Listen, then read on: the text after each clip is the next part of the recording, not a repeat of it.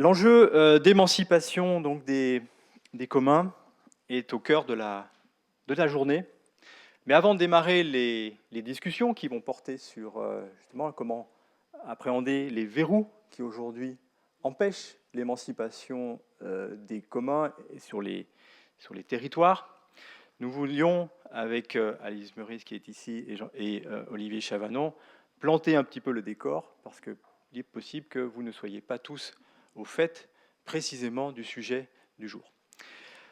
Pour mémoire, les communaux, ou ce qu'on appelle aussi les communs fonciers, désignent historiquement des terres, des forêts, des pâturages et bien d'autres ressources dont l'usage est partagé, et des ressources exploitées collectivement par une communauté selon des règles propres élaborées de manière concertée.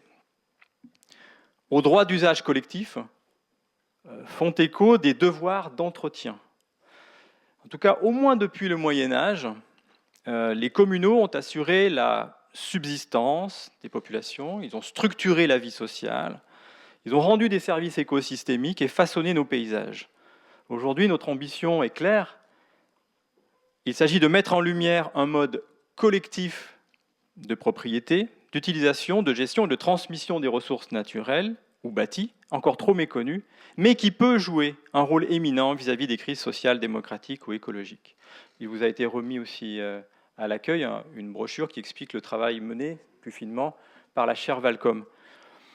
Car ces communs sont un héritage vivant et contrairement aux idées reçues, bien qu'ils soient anciens, ils n'ont pas disparu.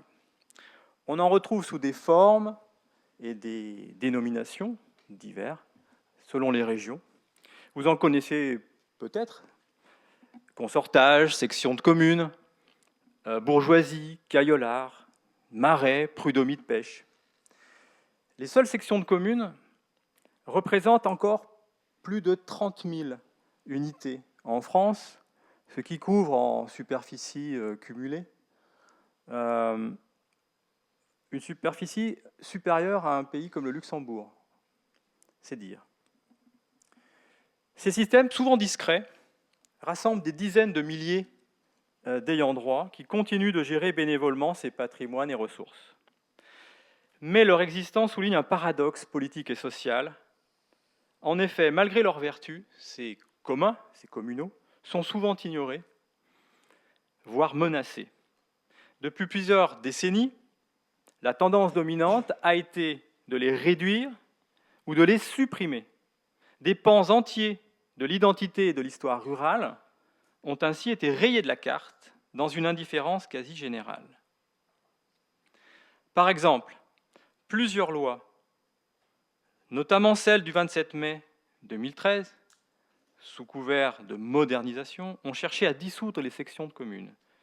Dans certains rapports, propositions de loi, l'une a encore été déposée avant l'été au Sénat, on les décrit de manière négative et voire péjorative, comme des systèmes moyenâgeux, donc nécessairement désuets, et donc, c'est écrit en toutes lettres, comme des obstacles à un aménagement rationnel du territoire. Comment expliquer que des élus qui s'affichent comme d'ardents défenseurs de la ruralité ne regardent pas en même temps avec bienveillance la culture foncière collective et le phénomène autochtone qui l'anime? Ceux qui ont eu l'occasion de regarder un petit peu nos travaux ont compris qu'on fait quand même beaucoup de travail de terrain.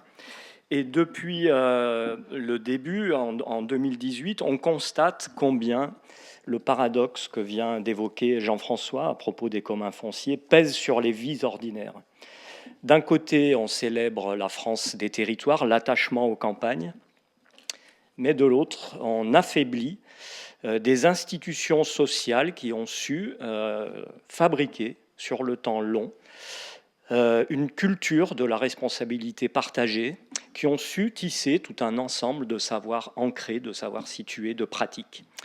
Et ce décalage n'est pas neutre, il alimente un sentiment de dépossession. Je voudrais rappeler ici que dans les départements que nous avons pu arpenter, la disparition progressive des sections de communes, pour ne parler que de ces systèmes, a provoqué désarroi, colère et a renforcé, disons-le, un rapport de défiance à l'État. On l'entendra sans doute dans un moment lors des tables rondes, les transferts de biens, souvent impulsés d'ailleurs par les préfectures, ont été interprétés comme une violence et une marque de dédain. Nous en faisons le diagnostic lors de nos enquêtes de terrain quand nous dialoguons avec des habitantes, des habitants, des élus, des associations, etc. Beaucoup nous disent, en résumé, qu'ils ont le sentiment qu'on efface leur histoire, leur identité, on rend invisible leur mémoire, on efface leurs gestes, leurs pratiques, les savoirs locaux. On porte également atteinte à leur dignité en supprimant ces communs qu'ils ont reçus de leurs ancêtres et qu'ils souhaitent ou qu'ils souhaiteraient pouvoir transmettre à leur tour aux générations futures. À leurs yeux, en démantelant ces structures collectives, on accentue de surcroît la fragilité du territoire. C'est une espèce de double peine. Après la suppression, pour les habitants, le résultat est sans équivoque, sans appel. Ils font le constat d'un appauvrissement du tissu social, de l'érosion des dynamiques de transmission ou de liens intergénérationnels, etc. Tout ceci s'inscrit dans un contexte qui est assez bien documenté, sur lequel je vais passer très vite, c'est celui de la dégradation du lien entre les citoyens et la puissance publique, pour le formuler de cette manière. Dégradation dont font état à la fois nos capsules vidéo, mais tout un ensemble de grandes enquêtes nationales que je ne vais pas évoquer ici. Quand on regarde les chiffres, et ça ne vous surprendra pas, 80% de nos concitoyens se déclarent insatisfaits du fonctionnement démocratique. Les chiffres montrent une défiance politique élevée, une expérience souvent de plus en plus décevante des services administratifs, etc. Certes, on voit qu'en milieu rural, la confiance à l'égard des élus de proximité, notamment du maire, demeure relativement solide, mais globalement, l'éloignement croissant des services essentiels alimente ce sentiment d'abandon. Il faut comprendre que quand le contrat social se défait, l'attachement au commun foncier se maintient pour des raisons à la fois matérielles, on l'entendra tout à l'heure, symboliques, politiques. Lorsque l'État apparaît distant, les communs jouent le rôle d'institution de confiance proche des habitants. Et précisons, pour terminer, que contrairement à une idée parfois véhiculée, les communautés qui défendent ces systèmes ne sont pas hostiles à la République. Au contraire, on pourrait même dire qu'elles en incarnent l'exigence. Elles sont très légalistes. On a pu le constater à de multiples reprises, que ce soit dans les Alpes, que ce soit dans le Massif central ou ailleurs. Ces milliers de personnes, ou plutôt devrais-je dire ces dizaines de milliers de personnes, et on pourrait même dire ces centaines de milliers de personnes, mènent des actions de vigilance concrètes sur le territoire. Elles jouent le rôle de sentinelle tout en respectant la loi. C'est la raison pour laquelle les communs, selon nous, ont cette faculté, quand la parole publique se fissure, d'être un ciment social et de contribuer à prévenir un certain nombre de maux. Pour terminer, reconnaître les communs comme des partenaires à part entière et non pas seulement comme les vestiges d'un passé qui, au mieux, aurait leur place au fond d'un musée, c'est donc rétablir un principe de subsidiarité pour redonner prise aux habitants, restaurer leur capacité à agir et finalement à faire société.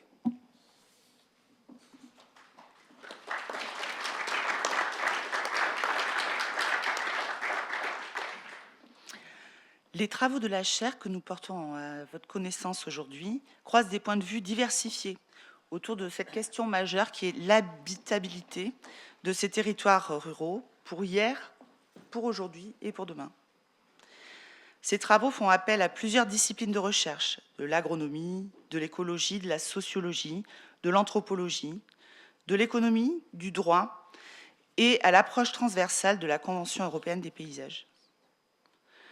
Alors, nous organisons des rencontres territoriales avec les communautés qui sont expertes pour connaître et habiter ces territoires. Nous intégrons aussi les attendus de missions de service public sur la transmission des patrimoines, la protection des risques, la planification territoriale, etc. Moi-même, j'ai par exemple été paysagiste conseil de l'État en Dréal. Les paysagistes conseils de l'État, ce sont 150 paysagistes qui sont recrutés sur concours et qui vont conseiller les services déconcentrés de l'État en Dréal, en DEAL, en DDT et en DDTM sur l'application des politiques publiques de gestion et d'aménagement des territoires. D'autres membres de l'équipe sont dans la commission des aires protégées à l'UICN et d'autres encore sont spécialisés en droit public. Donc chacun de nous est attentif à ces missions publiques d'intérêt général. Au cours de ces recherches, nous avons été très attentifs aux contributions de ces communs à cet intérêt général. Et voici 3 points remarquables à ce sujet sur l'exemple des sections de communes de Chanalei. En premier lieu, ce sont des systèmes locaux particulièrement adaptés à leur territoire. Ils lient ces communautés à des ressources, mais aussi à des contraintes et à des risques naturels tout à fait spécifiques. Les communs de Chanalei, que vous voyez ici sur la diapositive, ils vont développer des activités d'élevage avec des lots d'herbe, des parcours de pacage et des droits d'affouage. Sur les plateaux, ces usages maintiennent des tourbières remarquables et la richesse de la ressource en eau. Dans les pentes boisées, il y a des coupes de bois de chauffe qui participent à la bonne gestion de la forêt et à l'entretien de sources qui sont alimentées par ces tourbières, mais aussi à un réseau de bornes d'incendie et à la mise en place de citernes et d'un réseau d'eau potable pour les villages. Dans d'autres lieux géographiques, dans les montagnes, les collines, les plaines, les rivières, les fleuves, les littoraux et les mers, on retrouve des droits et des formes de communs qui sont différents et qui s'adaptent précisément à ces territoires. Le deuxième point, c'est que ces communs sont aussi très efficaces et robustes. Mais pourquoi ? Eh bien parce que pour ces communautés, il s'agit bien de patrimoine collectif qui leur donne certes des droits d'usage, mais aussi des devoirs de transmission en bon état aux prochaines générations. Et ça, c'est un point vraiment essentiel. C'est très marquant dans les témoignages des vidéos de la chaire que vous pouvez aller consulter. Ces communautés ont une connaissance très très fine de ces territoires, de ces milieux, des ressources, mais aussi des risques naturels.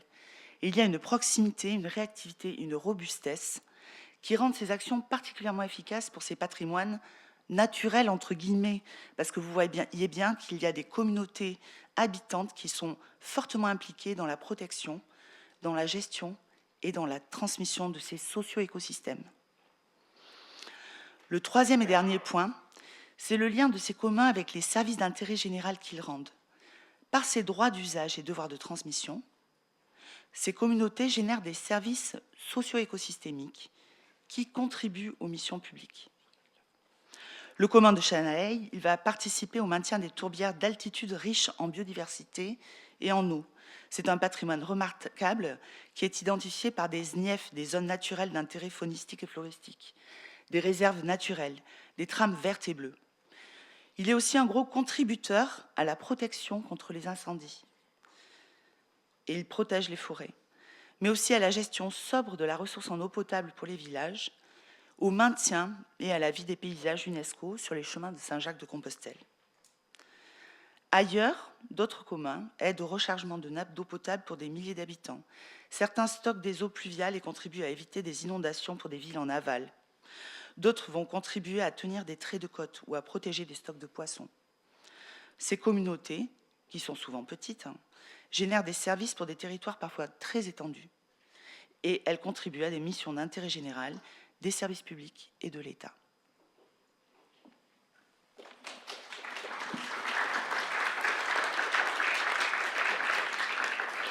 Alors on va passer maintenant à la première table ronde. Juste rappeler qu'il ne s'agit pas de dire qu'on ne peut pas se passer d'État, mais c'est de travailler autrement la relation à l'État, qui est au cœur de la journée. On va évoquer aussi beaucoup la notion de communauté locale. C'est une notion qui est d'ailleurs en toutes lettres dans beaucoup de conventions internationales. Si vous relisez le traité sur le climat, la convention sur le climat, l'accord de Paris 2015, vous verrez que c'est inscrit comme ça. L'engagement citoyen qu'on évoque aujourd'hui n'a rien qui est démultiplié par les communs, le mécanisme des communs n'a en réalité rien de révolutionnaire et il n'apparaît pas non plus subitement en 2025. Il prolonge un mouvement de délégation croissante des prérogatives administratives à une diversité d'acteurs et au profit de configurations juridiques beaucoup plus hybrides. Et finalement, il y a deux grands enjeux qui se dégagent du travail que la Charvalcom a mené depuis 5 ans maintenant. L'enjeu de la réappropriation de ce riche patrimoine par les habitants, les élus, les fonctionnaires, ce qui suppose de réinjecter des connaissances au sein d'un monde contemporain qui a profondément évolué. Et le deuxième enjeu, c'est celui de l'acceptation par la puissance publique de ces systèmes qui doit leur faire place, ce qui suppose qu'elle fasse une sorte de deuil de certaines méthodes d'action dans l'intérêt même du service public et de la démocratie locale. Il y a 4 grands thèmes prévus aujourd'hui. On attaque avec le premier, qui est dédié aux sections de communes, une des catégories de communs, sections de communes entre discrédit et résurgence émancipatrice. Mesdames, Messieurs, c'est à vous. C'est Bruno Berthier, historien du droit, membre de la Charvalcom, qui va officier. Et je salue également l'arrivée de Pierre Ouzoulias, sénateur des Hauts-de-Seine et vice-président du Sénat.